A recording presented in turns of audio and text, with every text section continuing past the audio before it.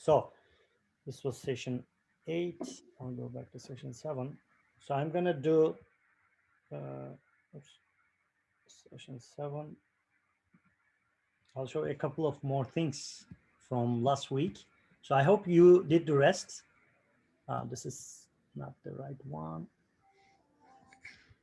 So, I'm gonna go to session. Yeah. quick question. I was looking at the session for today, and it specifically asks for R405, and I have 403 with Conda. And this is something. It has to be 405 or No. Actually not. So you can do it on any R, I think for an up. 3.6. So Okay, it would anything work. over. Okay. I was thinking, okay, I need to update to 405 and. No, it's for the new people, like if they want to install or reinstall their R.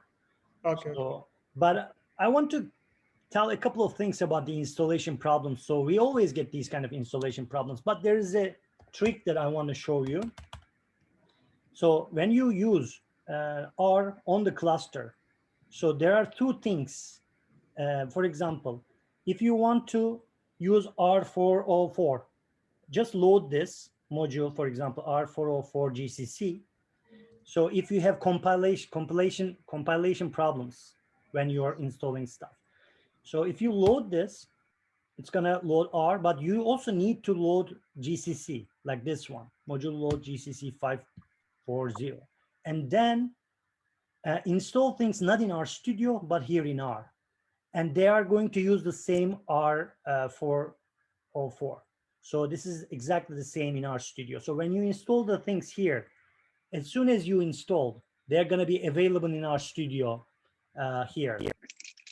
So how you're going to do R, for example, I get into the R, and then I will install packages, for example, something. Install packages, and you're going to write the name of the package here, whatever package you want to install. So you're going to install lots of packages in the future. That's why this is crucial thing you need to learn how to install and how to solve the problems. So this is one way doing it, install packages. The other way, for example, some packages in Bioconductor, so you cannot install many of them with install packages. What you need to do is you need to go to that Bioconductor site. Like for example, the DESIC2 cannot be installed with installed packages.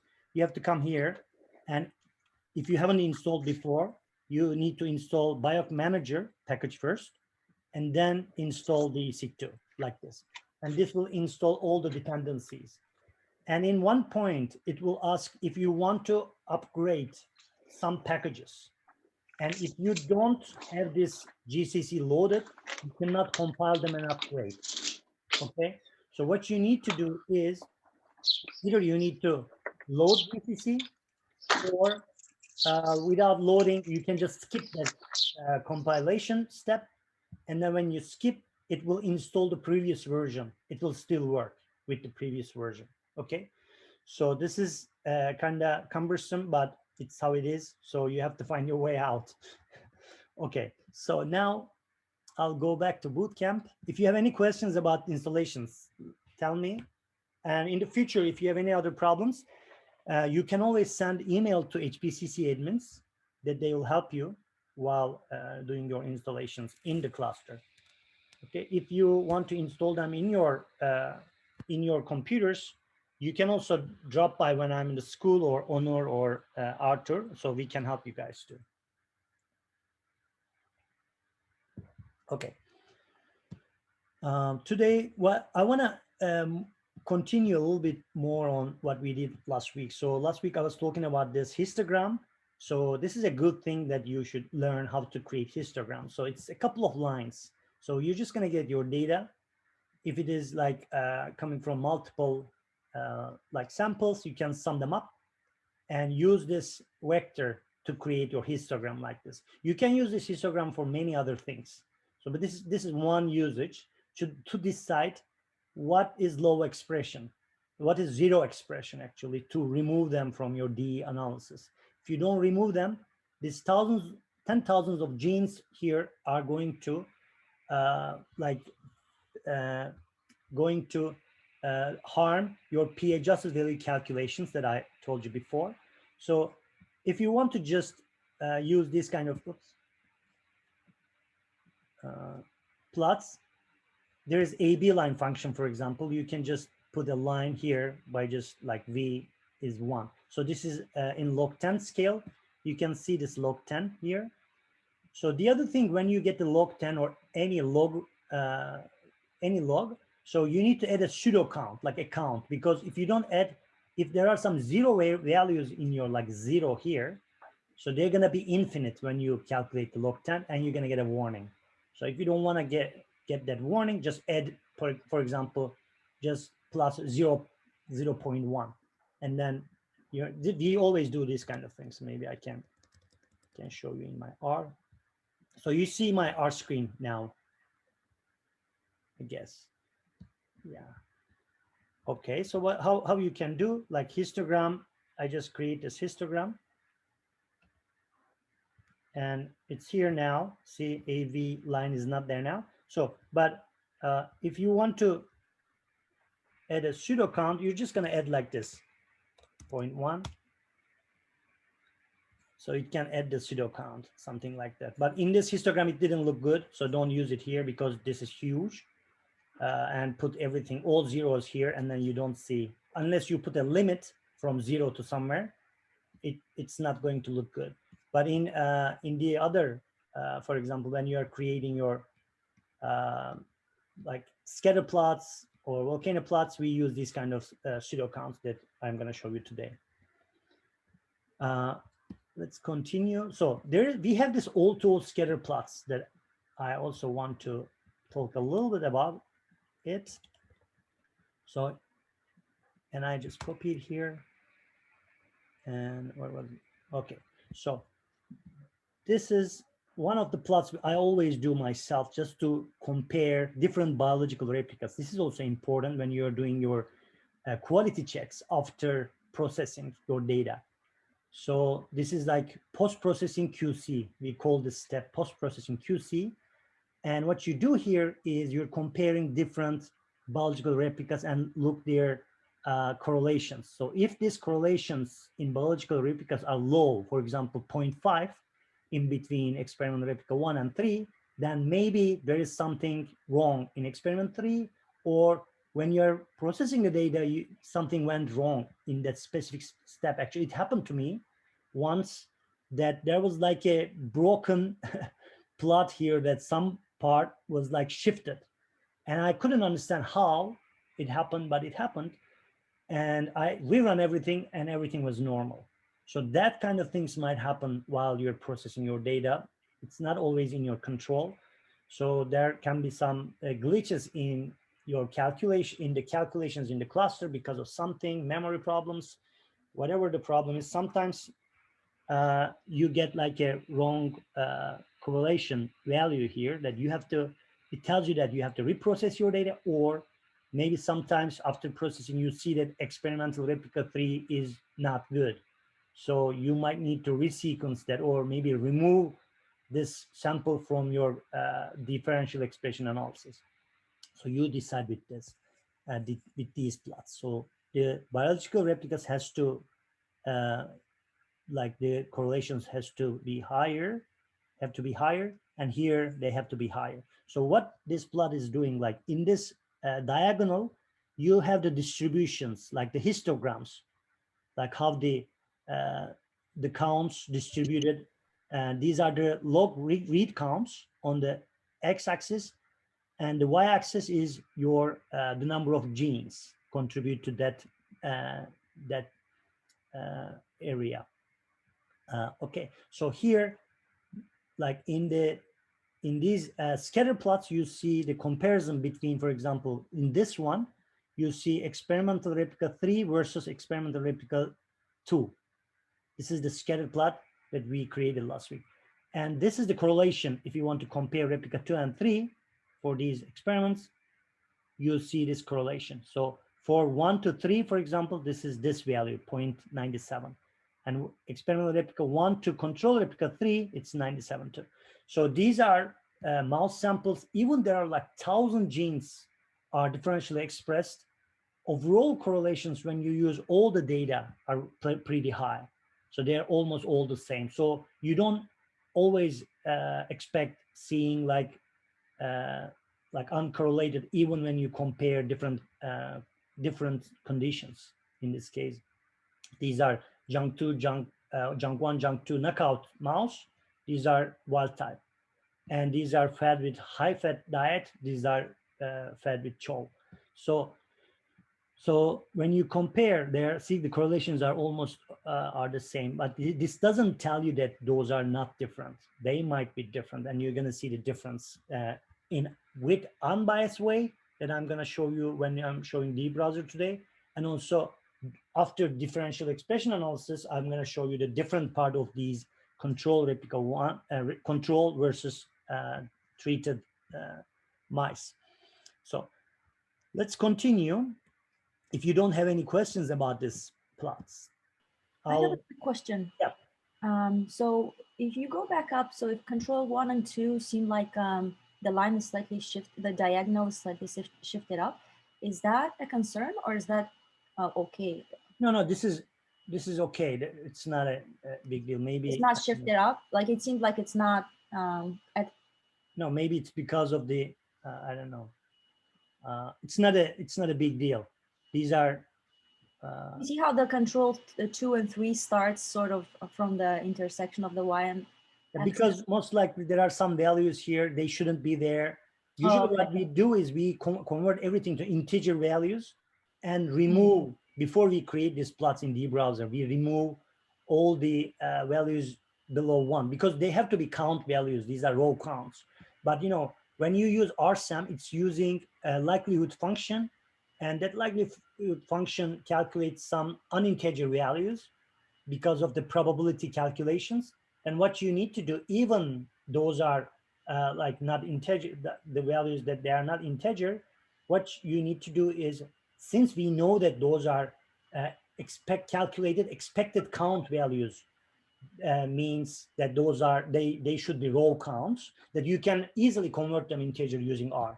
So we do like that. And then when you remove the zero counts and convert everything to integer values, then they're going to come to the same scale. But here I didn't do them because there are a couple of more steps here in R, but I do that those things in the browser, that you're going to see everything is integer and fit it. Okay, thank you. Here better. But you can still do this. Again, I said, like, you know, you can remove those things that I'll show you actually in the seq analysis there. It's removing. And here, if you go here, you can see those details, how we are converting things to integer values and also removing zero counts. Those things are a couple lines. Oops. What happened? Oops. So I'm going to go to those functions that I showed you that we wrote to simplify the process, but you can always go and learn more. So for example, here, see, this is converting this line. So when you have your data like this and the columns you define, this line will convert everything to integer.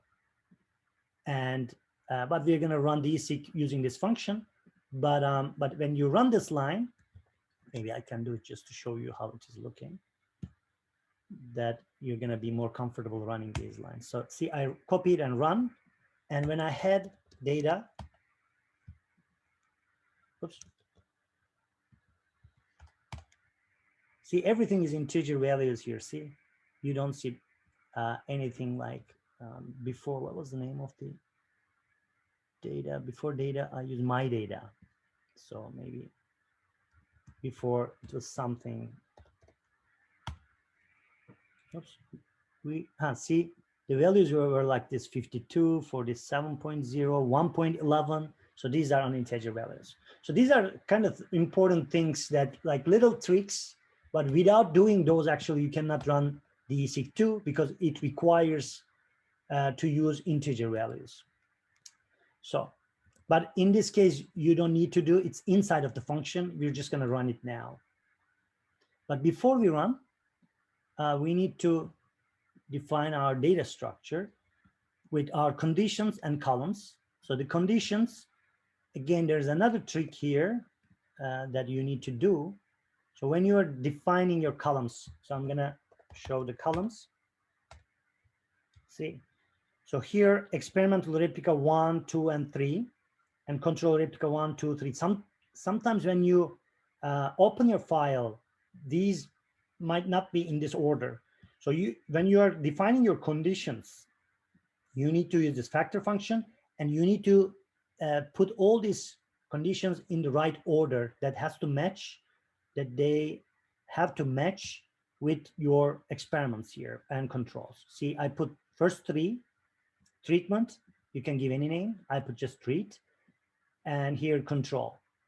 See, in here, this is a vector. I use C function to create my vector, but I'm going to use these conditions inside of the seek2 function, and the seek2 function requires a factor.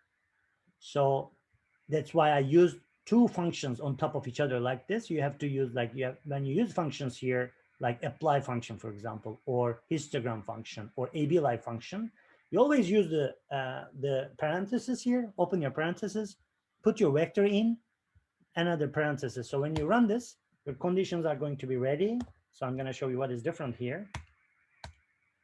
See, when you define this as a factor, it calculates the levels, means different factors. One is control and the other is treat. So the DC2 function, whoever wrote that DC2, actually Michael Law wrote that, I guess. So when he was writing this function, he used these levels when running the DC2 algorithm. So that's why, you know, it's something that, again, if you don't convert this to factor, it's not going to work and give an error, and it will tell you that please use factor for conditions. So how we're going to do now, I think we had the columns before. I'm going to check. Yes, we defined the columns last week here. And everything is there, by the way. So you can copy and paste if you want. Columns were here. So it's in my environment that I can use. And what else? So what we are going to do when we are running DSeq, we are just going to use this function. We simplified that function for you. If you're going to use more complex version, you can still do that, again, by going here to improve yourself and change some more stuff here, that this can be more complicated, this function. So you can model your data before you start running DSeq, or you can use some like, you know, transform your data using different functionalities of DSeq2. So this is almost like, I don't know, 80 pages manual. So there are many parameters, many controls, many QCs you can do on these calculations. So, but this is the easiest, more standard way many people are using. So we developed that version there. So what we did, your data is ready, an integer now. But if if even they're not integer, we put that conversion inside of this function. That's going to work. We have columns, we have conditions, we have p-adjust value. You can change this value. So what's going to do is going to select the genes that their p-adjust values are below 0.01, and we're going to overlay them on our plot. So you remember we created this plot last week. So these were all genes. Let's see. Okay, when it's coming. So this is all genes, and now we're going to find differentially expressed genes using these cutoffs and overlay them on this plot. This is the scatter plot. And also non-expressed cutoff 10. We found this by looking at histogram, and log2 fold change 1 is fold change 2. So this is log2 fold change. We use this function, means like, you know, if genes like the fold change is 2 in between control versus treatment, then it will choose them as differential expressed genes. But sometimes this is not like God-given word, like, or number, you know. So what you need to do, you have to decide for some genes, they are tightly regulated. For example, I was working on TDP43 gene on rat, and when you increase the level, you know, when you overexpress the gene in rat like 1.2 times, they die, or 1.3 times they die. So it's very like tightly regulated gene. Or when you decrease like 0.2 times, like it means if the levels come to less than 0.8, they die again. So, and if there's a differential expression in that gene that you want to detect, maybe the difference is only 1.2 fold. I'm not talking about log 2, 1.2 or 1.1. Sometimes that difference might be very important. So that's why we usually calculate these without like using these that I'm going to show you how we are doing in the browser. But then just for some pathway analysis, or some heat maps, we are using these kind of cutoff just for visualization purposes. But usually we use all the gene lists when we are doing GACA analysis, for example, to detect some goal terms if they are like enriched in one category or the other. So I did the analysis. So in the analysis, we have two like res selected. So these are all the resulted differentially expressed genes using these cutoffs. So all this data structure is here. All these genes are here. And we did this differential expression analysis using treatment versus control. And then you can see 1,205 genes are differentially expressed. Even when you look at the correlations of those mice, you see that these difference, like 1,205 genes. So now I'm going to show you that we had this overlaid data. So overlaid data, we created another function called overlay significant to create this. We did this similar thing here, G dot, like, you know, we converted the, we created this data frame. So we are doing this inside of this overlay sig, and we are putting data and together with selected genes into the same data structure. And when I show this, how it is going to look like this. So to see, this is kind of different. We calculate the average for treatment and control inside of this function. And we just give a name inside of this function. It's called legend. And all the rest are all. And for significant genes, we give a name. So the function is here. Again, overlay significant. So this is like add a legend for all data we are going to add a text. See, we just give legend, create this C bind and select it. And for significant genes, we just select those selected genes and give a name for that significant. And then we prepare the data and return this data in the last line here. And then we get this in R. See, we get this. Now it's ready to plot. So we did that before too, that plot. It's the same function that I showed you last week. And we just give one more line to some values, scale, color, manual, and values will be dark gray for the rest, and significant values will be red. So we just change this color, so you can change it yourself if you want. So I'm just gonna copy, paste, and you can do this for your own plots too. See, this is ready now, and the plot will come there. I need to change my computer, I guess. This was much faster before. Okay, so they are here now. They are all red. So what you can do, like if you want to change, like fold change to 2 means log 2, fold change 2 means 4, and fold change. And when I run this again, so it's running, it's gonna take a couple seconds. And I will rerun this with command return. It's gonna finish soon. Almost done. Okay, and then when I do this, so you're gonna see the difference. Any questions about this? See, these are 4 fold change.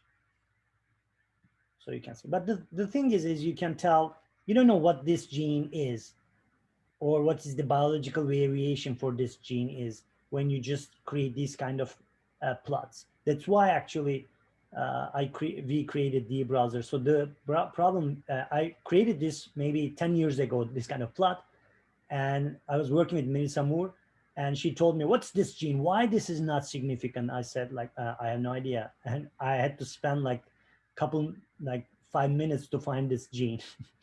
So, and then I realized that this is not doable for all the genes that she's asking to me. But what I did was I created I started working on an interactive browser that you can actually upload your data, do your differential expression analysis. And when you move over or hover, that you can actually see what gene this gene is and do other plots using that gene information. I have a quick Yeah. question. Yes. So I have like probably 2 questions or 3. So first is when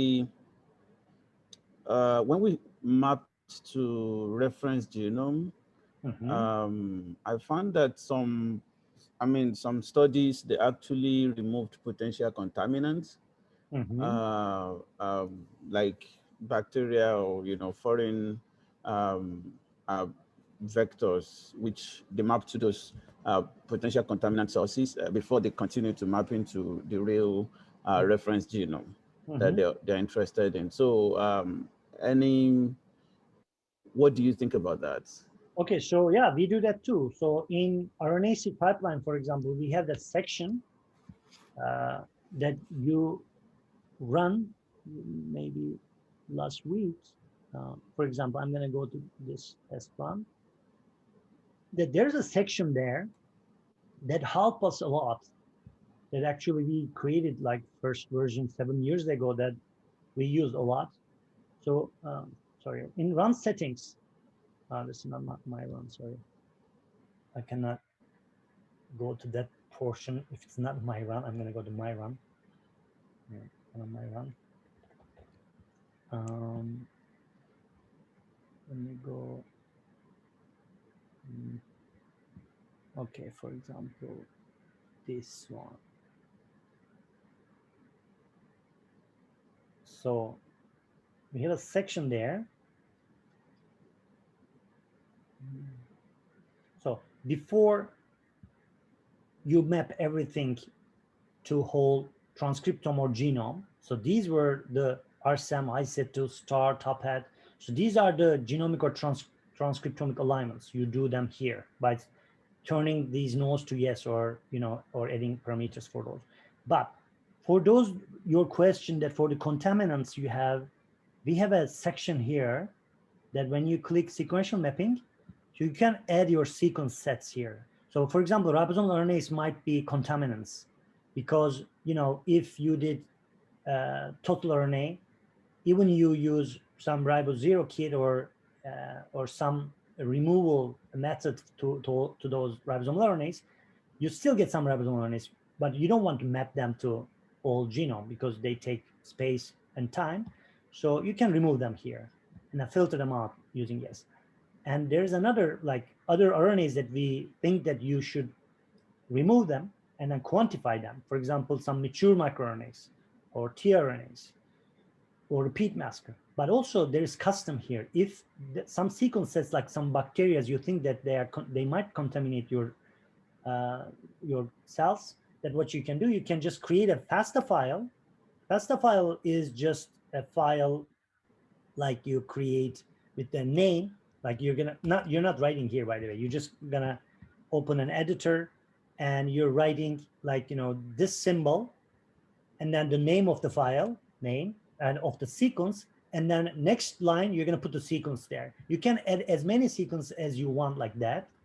And then you save that file somewhere in the cluster and put the directory here. Like, for example, if you put them into project UMW Biocore, for example, my directory.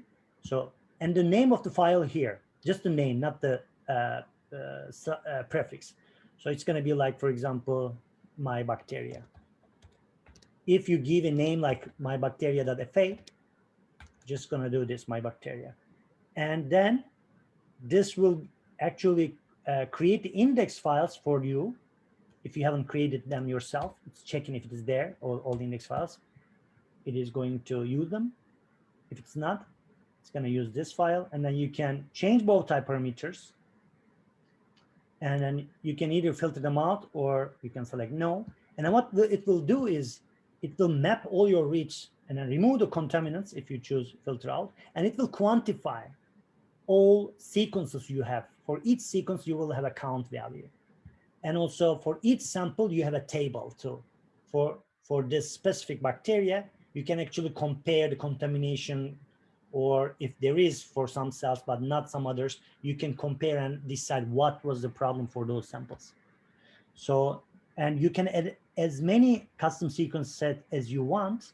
It can be bacteria, and add flu, for example, add other sequence sets to quantify and remove them. Or if you don't want to remove, you can still change this to no, and then it will work. Okay. So this is lifesaver. Try using it. And I give this thing to many people that they are using this now in their research.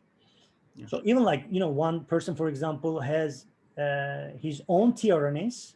He didn't want to use tRNAs here, just remove here. He put his own tRNA sequences as a custom sequence set and quantify them. And some people are doing this.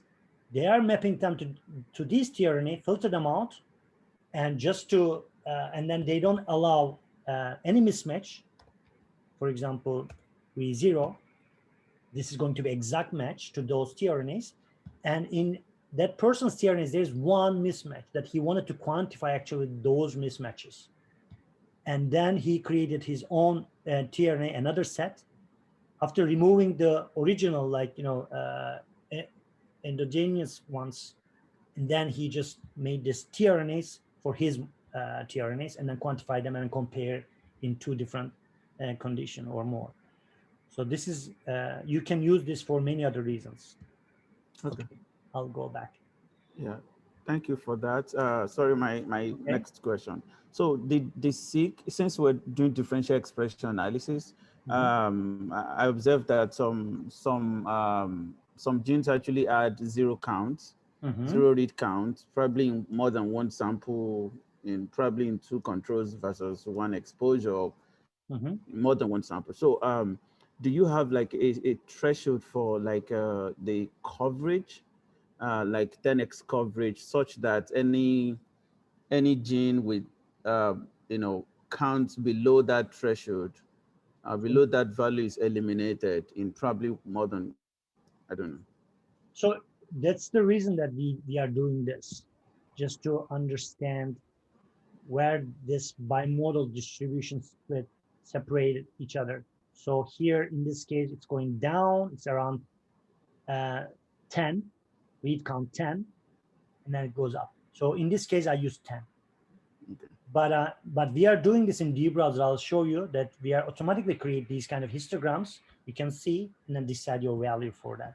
Usually 10 in many cases works. And the important thing here, just removing these zeros. But if this value is more than 10, but it's kind of rare. Usually it's around here. So, but just check, that's why we created that. And also we have other options to eliminate the zero counts, not only like using the sums or max. We have other, like, you can choose. So you might have many samples that are like 10 or 100. So you can say, if at least 10 samples has maximum this value, if it has less than that max value, then remove those. You can say such kind of, you can select those kind of things. So in some cases, we are using these kind of eliminations. But I'll show you in the browser. Okay, so third question you said? Yeah, so just the last question. So this is, there are two, this is like you have the exposure is, you have exposed, unexposed, so which is like a group. analysis. But what about if your exposure is continuous? Instead of, so do you think DSEQ can handle that kind of analysis where my exposure is like, different quantitative measurements, and Are you then I talking about have different many time samples? points? You Different said? time points? Are you talking about different time points, different samples, or? Like instead of having just like, so in this example you're using, we have six samples, 3 in one group, 3 in the other group. But so I'm saying if we have like epidemiological data where you have like 100 or 150 samples, and you had sequencing data for them, and you have like an exposure, like let's say you want to just look at age, which is continuous. So do you think the DSEQ will be able to handle that? So age, but in this case, what we are doing is, so each specific condition, you have to have multiple replicas to understand in this replica what this is and versus the other condition. In your case, if something is continuous in every single sample, if you have only one replica, then you cannot create enough statistics about that specific time point, age of that bacteria, for example, bacteria population. So what you need to do, you have to do the same experiment at least 3 times, and then age them, and then collect them in different time points at least 3 times, maybe more sometimes, according to the variation in those, like transcript variation in those samples. Then you will have an idea about that specific age.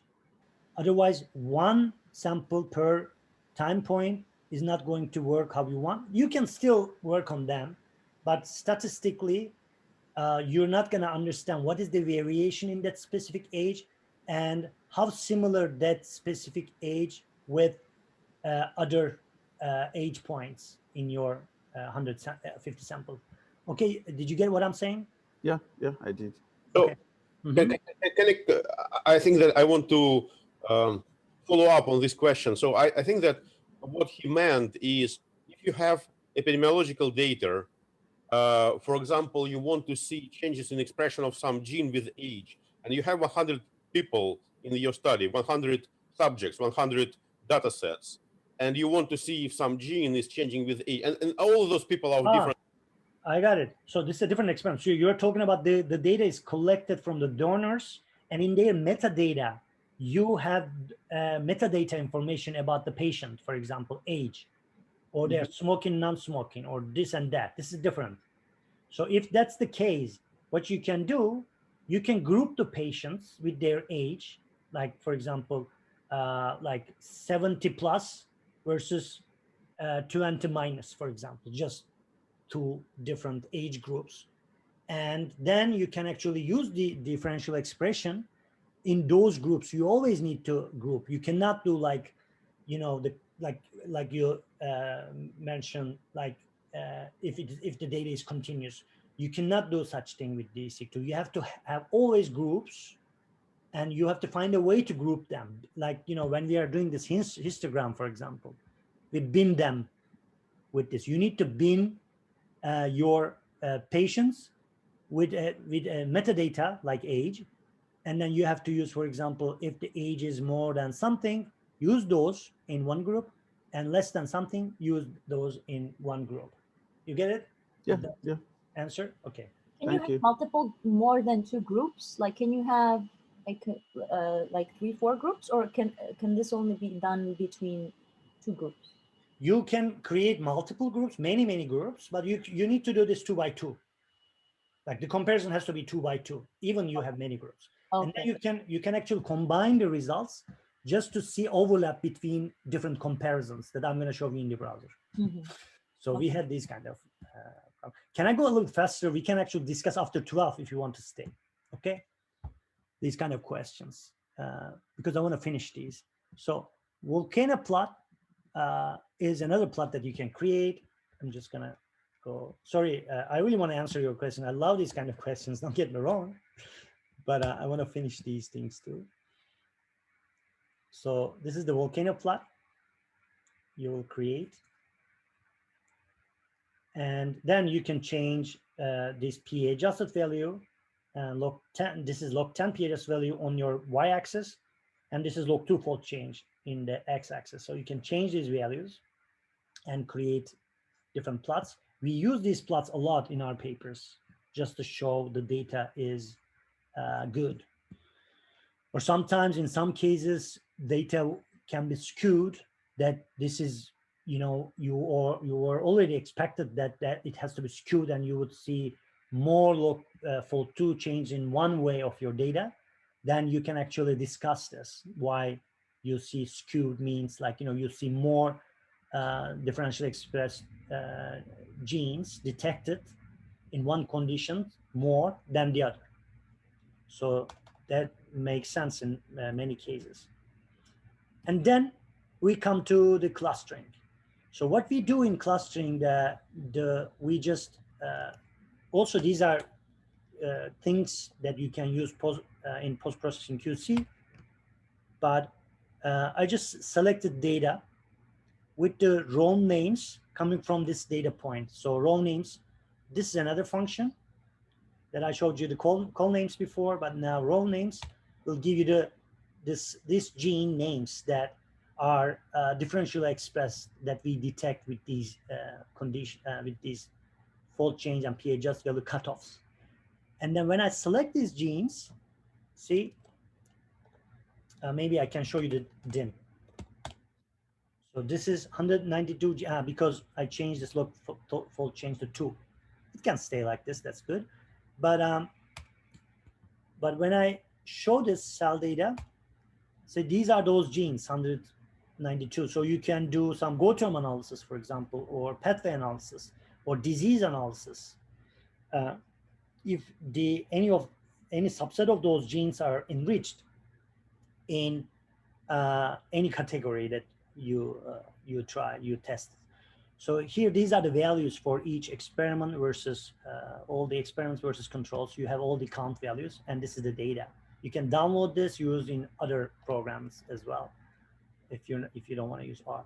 So now we came to the section to normalize the data. So this is another thing that you have to do before you create these kind of heat maps or some clustering results that we're going to create this kind of clustering. You have to normalize the data, otherwise they're not going to look good like this much.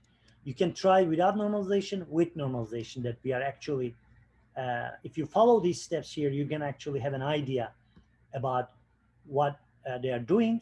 And after we finish this, I'm not going to go over, you can actually follow these yourself, but I will tell you a couple of things why we are doing this, and you will have an idea about how to do those things. And then you can actually repeat these steps to understand when you normalize these things, what's happening, when you scale the data, what's happening, when you don't scale the data, what's happening when you create your heat maps. So those kind of things you get much better when you follow these steps.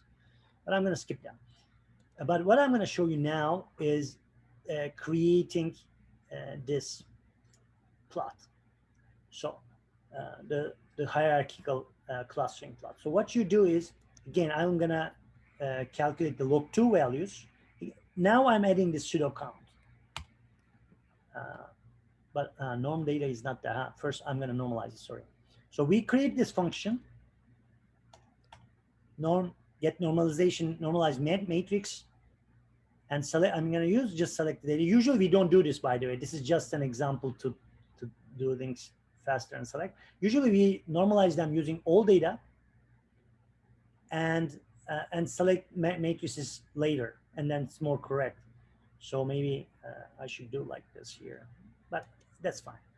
But more or less it's going to be the same. But so this is these methods are from HR. So for one of them is TMM. We have other methods.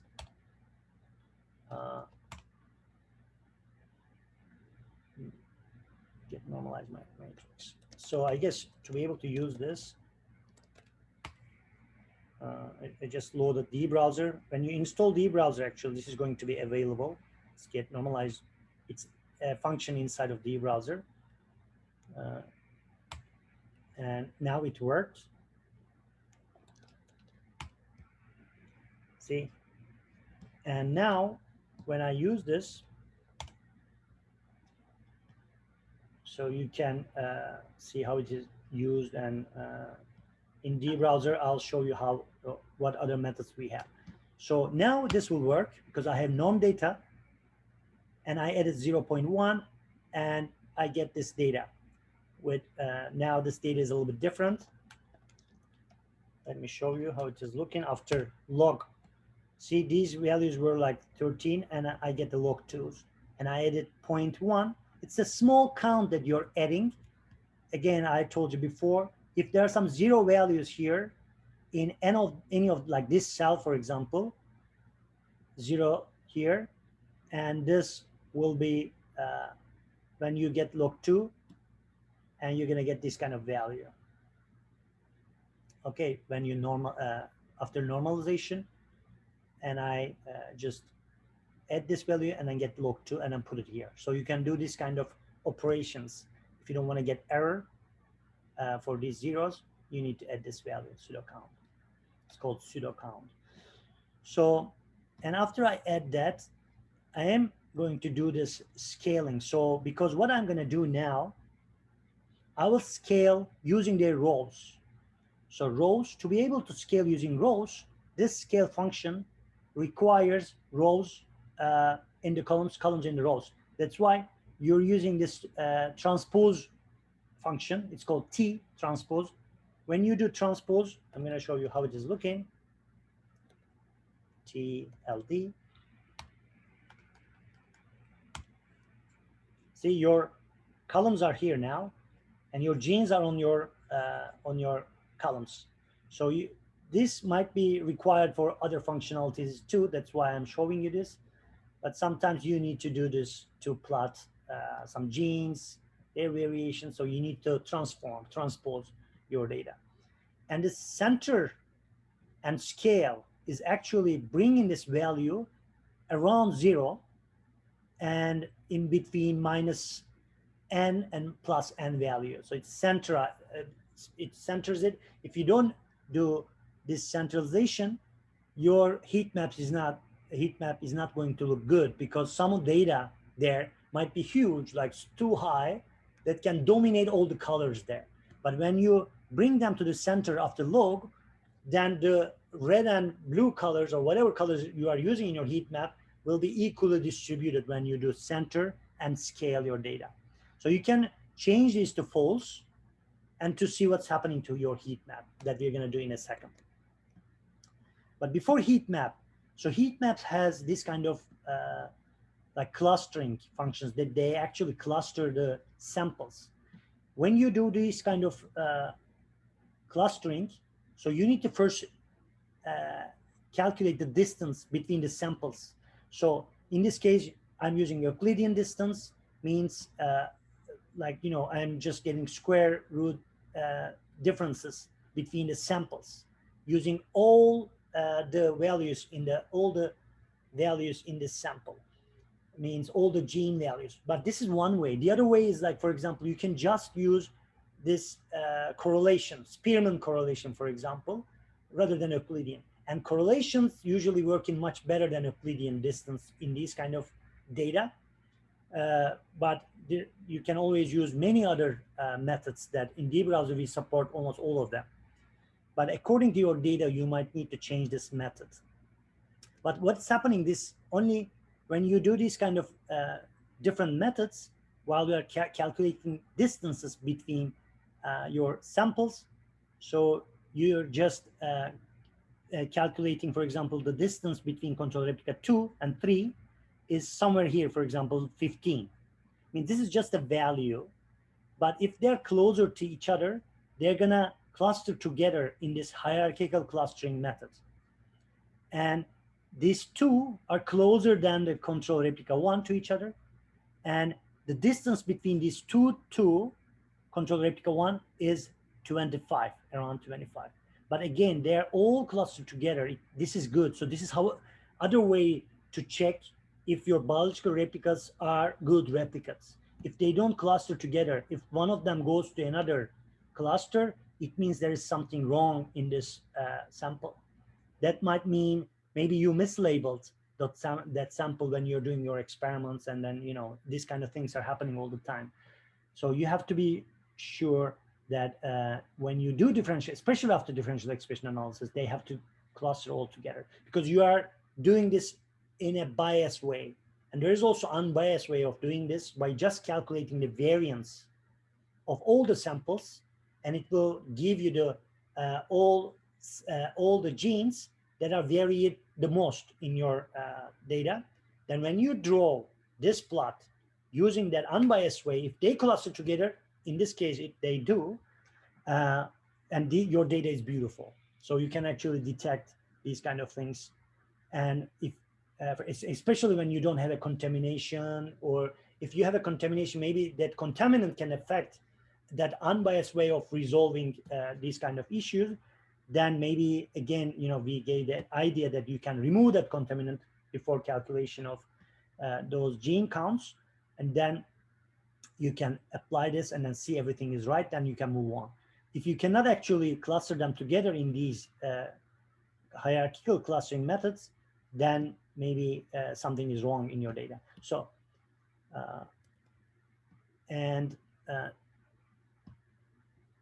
this was, by the way, and then you need to plot using this. Maybe there's something wrong here. I can change that, but plot is here. So you're just going to plot this. I'm gonna, sorry, this, where's my, I forgot to run these. And plot, see, they came here, and this was Euclidean distance. I'm gonna show you that other one. You can, we can do the heat map, but I'll do this one. So you can also use correlation function here as a similarity. So, but the correlation function that you can define is like 1 minus correlation CLD. CLD was just correlation, is the correlation function, and 1 minus correlation will calculate the dissimilarity. Where is my CLD? Maybe okay. CLD, yeah, the transpose of CL, because we get the transpose here. I'm gonna just run this and this similarity. And after this similarity, I'm gonna plot, I'm gonna calculate the distance. See, distance, before we calculate distance using distance function here, it's a distance function, but we define the methods Euclidean. But there are many other methods here that you can actually look at those other methods. See, there's Euclidean, maximum, Manhattan, Canberra, binary, Minkowski. So there are many other methods that you can try, but correlation is not one of them. If you want to define your own function, this is one function that I defined, correlation, but you can use any other similarity functions that you can even create your own similarity function. And then 1 minus similarity will be your dissimilarity. And this means, dissimilarity means the distance between the samples. So when I do this distance, and when I just write correlation here, see, these values has a meaning now, like, you know, in between, like the correlation between control replica 1 and 2, 1 minus correlation is this, like it's around, like we saw already in the all-to-all plot that the correlation was 0.97, and this is, you can see 0.3 here, and they cluster together. And this is also like point something, maybe 96 or something like that. But actually, it's not the same data, but it's more or less similar. But they, after DE, the correlations are extremely high, and they cluster together, and much better similarities. You get the much better similarities with correlation function, as you can tell here. They're closer to each other, and they are far from each other. And again, this is 2 here. When you compare, the separation is much better when you use only DE genes. So that's why you can actually test them, how close these 2 groups each other when you DE, for example, and how they close to each other. So what your expectation is, this biological replicas have to be closer to each other and far from the other group. So this is how it is now, much better visualization. And then you can actually run this function. There are, again, in heat map, there are many other functionalities here that I'm not going to go into detail, but you can read them here. What else you can do? There are many examples here and parameters. And you're just going to put your data here. CLD was that scaled version. And I want to put the row names, and I create a dendrogram in the columns using this like similarity functions. And then the clustering function here is complete C, the same function I used here while doing this. And the distance function is the same thing I used for the correlation here. And then when I run this, my heat map is here. It's beautiful. So when you change these kind of scale, you're going to see, maybe I can just show it. Just maybe false. It's not centered now. And I'm going to run this. See, you see the difference here. It's not that good. So when you don't center and when you don't scale, you're going to see it's going to be worse. See, you see the experiments already, and see, this is not the heat map you want to publish.